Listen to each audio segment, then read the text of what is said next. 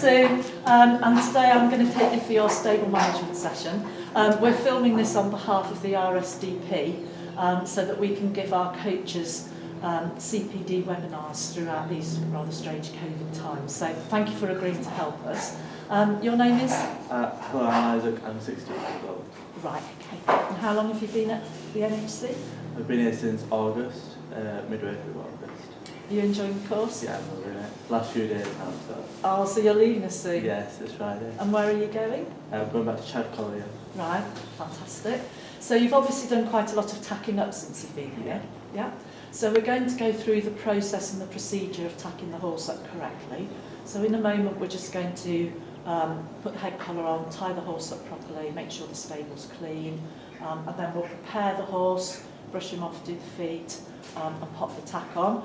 If you're happy to do that, I'll observe and watch you doing it, and then we'll have a question and answer discussion on how the tack fits and what we need to look for. Okay. Well, thanks. So you want your head collar first to tie him up, don't you? Yeah.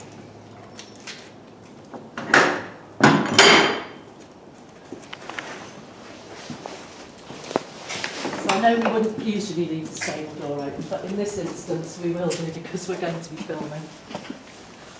He's nice. What's his name? His name's Stan. Oh, Stan.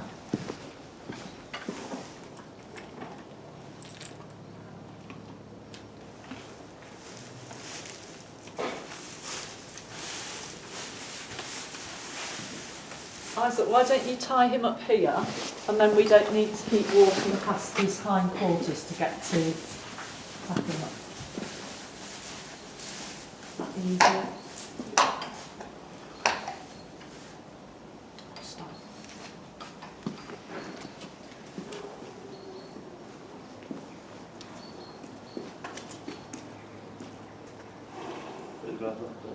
I would take your rug off and put your feet out first. When you go onto a yard, if you tack up and pull your horse out and you haven't done your feet and it's lost a shoe, your trainer's going to say that we've lost valuable time because first lot's ready to go to the gallop. So let's do the feet and the brushing first.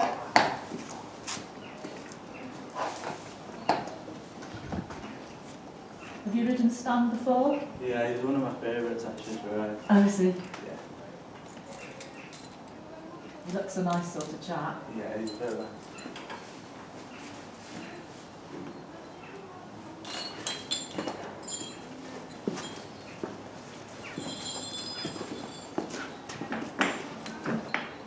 Have you got a grooming kit?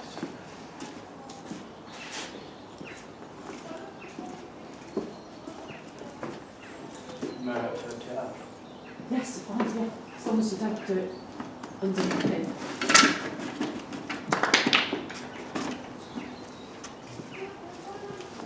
So I know we've just moved stables and we don't have a skip to pick his feet out into here, but if you pick the feet out and then we can tidy up afterwards.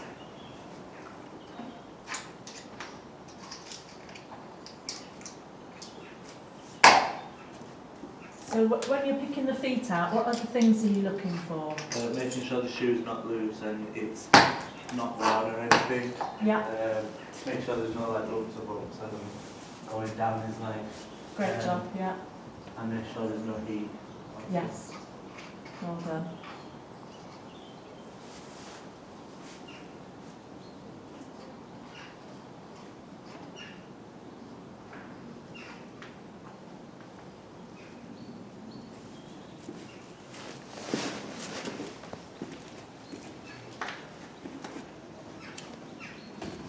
Okay, and which of those brushes would you choose to just brush him off before you tack him? The brush, yeah.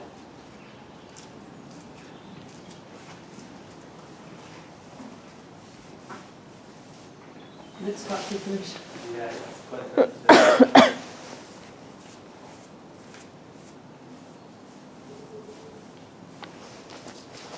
So you flick him off before exercise, and when you come back, do you give him a full groove then? Just click off and if there's any sweat or anything, it's fun. Right.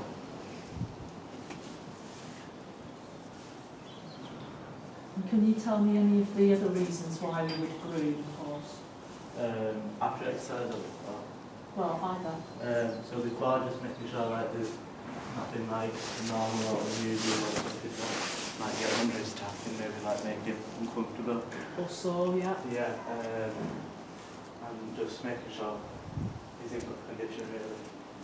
So, yes, while you're brushing him, you can make sure that he's got no little scabs or injuries or anything like that, can't you? Yeah. But it's also really good for improving his circulation. You know, if you spend some time giving him a really good brush, particularly with your body brush, it really gets the grease and dirt out of his coat and it improves his circulation. They really like it. Perhaps to relax them after work.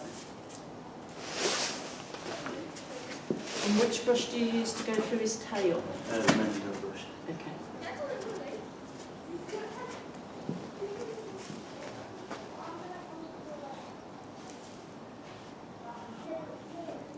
So we have those brushes on our yard. Yeah. Do you know what you need to be careful of with them? Not pressing too hard against the back Yeah, of the skin. they're quite vicious at pulling the hair out, so we don't use them every day.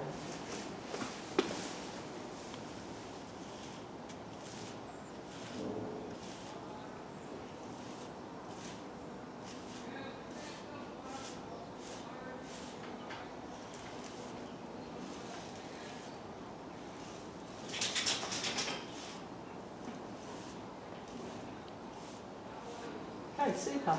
So, are we ready to pack up now? Yeah. Yep. And how do you like to start with that? You want to put your... Right along. Okay, that's fine.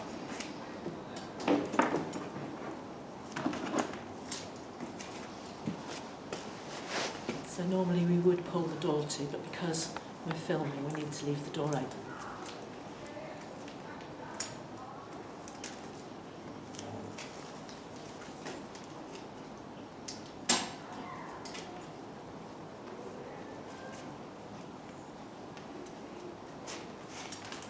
So were you quite used to fitting the martingales and the breastplates and the bridle? Yeah. Yeah. Plenty of experience possibly here. And then a bit of experience with college. Right.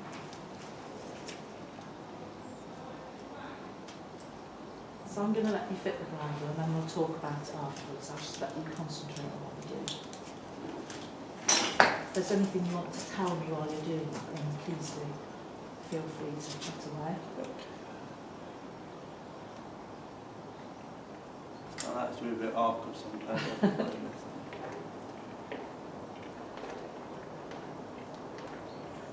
Quite good with the ears as well. Don't mind being pushed on that so much.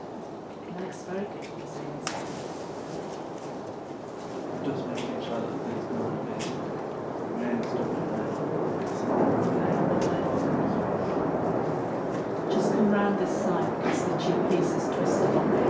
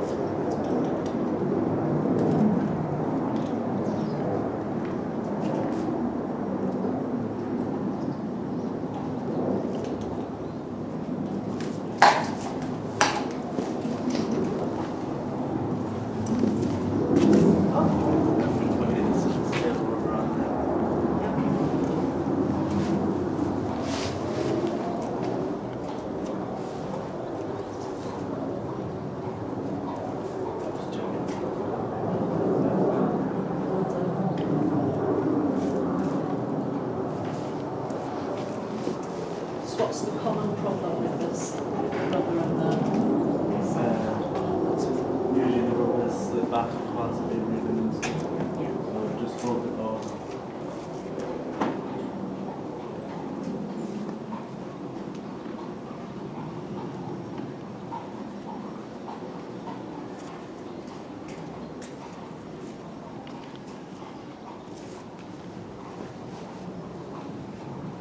So I'm really pleased that Isaac is showing great attention to detail here, and therefore I'm happy to let him focus and do his job. In a moment when he's put the saddle on, I'll ask him some questions around the fit and the condition of the tack, and the different elements of it.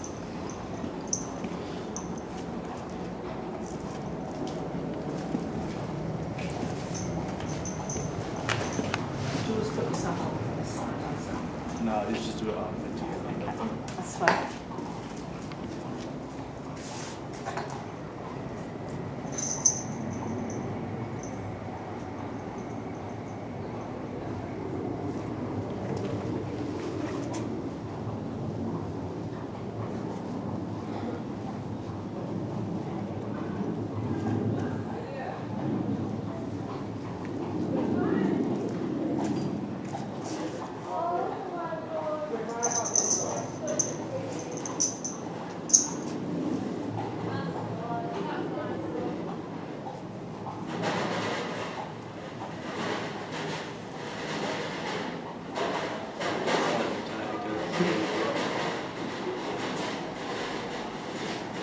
It's a nice stretchy one.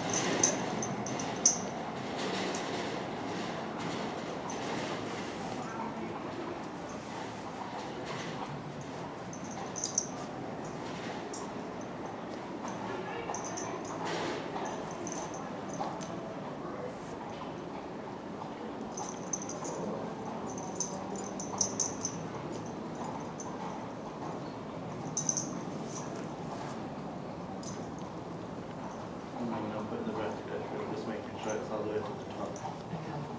Make sure it's not too tight. Well done.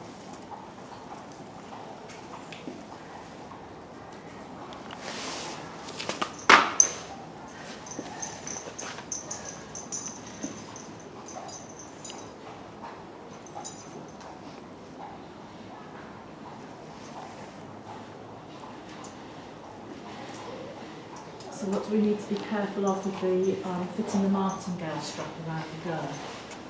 Making sure it's in the middle of the tip and it's not crease strengthening. Yeah. Good. Okay. Lovely. You're going to put boots on?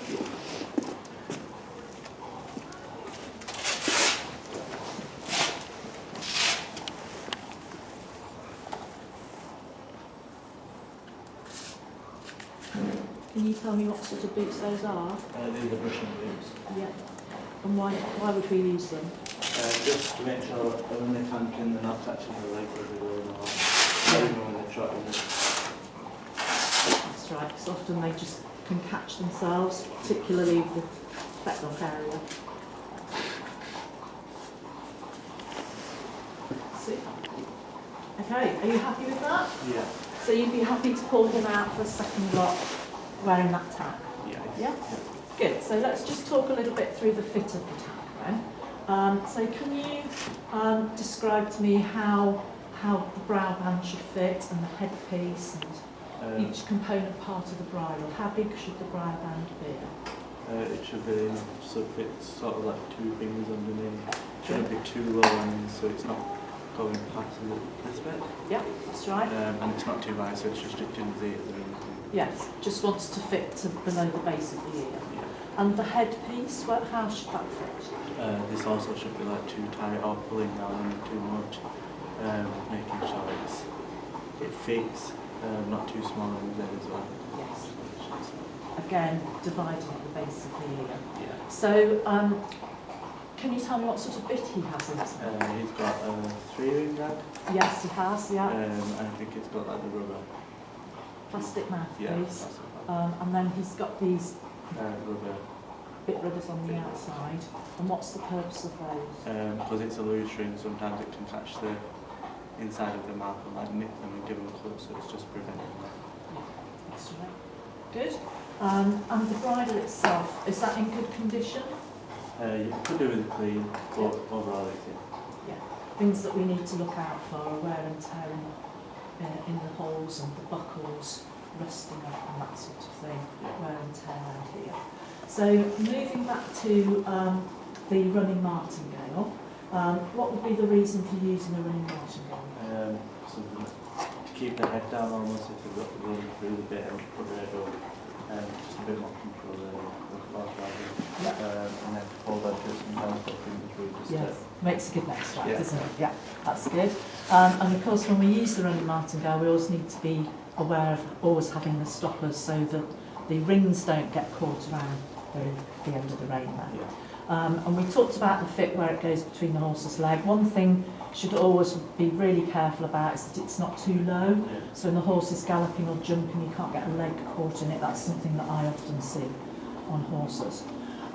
So this piece of equipment here, I've got really carefully fitted. Yeah, What's that it's called? the breast girth. Yeah, I think that's just to stop from the saddle from slipping. that's right. It just keeps everything where it should be.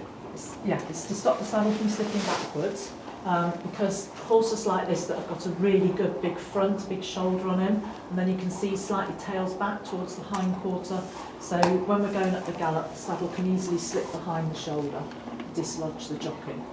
And you fitted your saddle really nicely. I like the way that you pulled your pad up into the front of the pommel there, and that you've got your rubber and your pads well in front of the saddle, so it's not going to slip back when you go up the gallop, so that's really good. And I noticed when you carefully put your girth sleeve on that you've evened it out so it's equal on both sides. The saddle, in terms of condition and wear and tear, are you happy to go up the gallop on that saddle this morning? Yeah, it's in quite good condition. Good, yeah. So things, where would you expect to see wear and tear, first of all? The stitching mainly, Yeah. and where it's strip leather that molds it into that kind of colour. Yes. So stirrup leathers in particular, we need to watch the stitching next to the buckle. Girth straps again, the holes can run into each other when they get older, Yeah. so we need to look out for that. Yeah, that's great, well done. So you did a really good job of that. And then moving forward, you know, we need to look at different types of tack, so perhaps different types of bits.